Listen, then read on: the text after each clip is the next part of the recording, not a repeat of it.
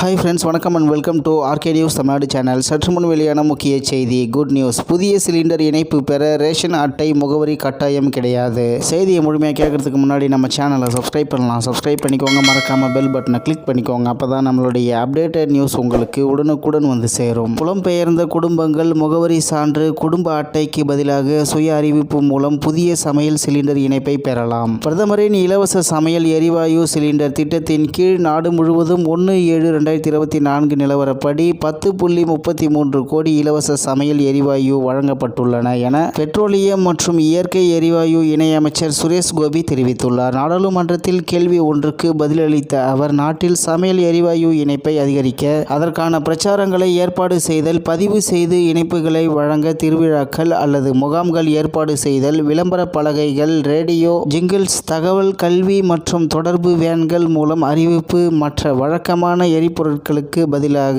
LPG பயன்படுத்துவதால் ஏற்படும் நன்மைகள் குறித்த விழிப்புணர்வு நடவடிக்கைகள் மேற்கொள்ளப்படுகின்றன. வளர்ச்சியடைந்த பாரதம் லட்சிய யாத்திரையின் கீழ் சேர்க்கை அல்லது விழிப்புணர்வு முகாம்கள், நுகர்வோர் மற்றும் அவர்களது குடும்பத்தினருக்கு ஆதார் பதிவு செய்வதற்கு வசதி செய்தல் மற்றும் பிரதமரின் இலவச சமையல் சிலிண்டர் இணைப்புகளை பெறுவதற்கான வங்கி கணக்குகளை தொடங்குதல், சமையல் எரிவாயு இணைப்பு பெறுவதற்கான நடைமுறைகளை எளிமைப்படுத்தப்பட்டுள்ளது. எல்பிஜி விநியோகஸ்தர்கள், பொது சேவை மையங்கள் ஆகியவற்றில் இலவச எரிவாயு இணைப்புக்கு ஆன்லைன் விண்ணப்பம். 5 கிலோ இரட்டை சிலிண்டர் இணைப்பு 14.2 கிலோவிலிருந்து 5 கிலோவாக மாற்று விருப்பம். புலம்பெயர்ந்த குடும்பங்கள் முகவரி சான்று குடும்ப அட்டைக்கு பதிலாக சுய அறிவிப்பு மூலம் புதிய இணைப்பை பெறுவதற்கான வழிவகைகள் செய்யப்பட்டுள்ளன என்றார். புலம்பெயர்ந்த குடும்பங்கள் முகவரி சான்று குடும்ப அட்டைக்கு பதிலாக சுய அறிவிப்பு மூலம் புதிய சமையல் சிலிண்டர் இணைப்பை பெறலாம் என்பது குறிப்பிடத்தக்கது. இத்துடன் இன்றைய முக்கிய செய்தி நிறைவு பெறுகிறது. மேலும் இதுபோன்ற செய்திகளை உடனுக்குடன் தெரிந்து கொள்ள ஆர்கே நியூஸ் தமிழ்நாடு சேனலுடன் இணைந்திருங்கள். நன்றி, வணக்கம்.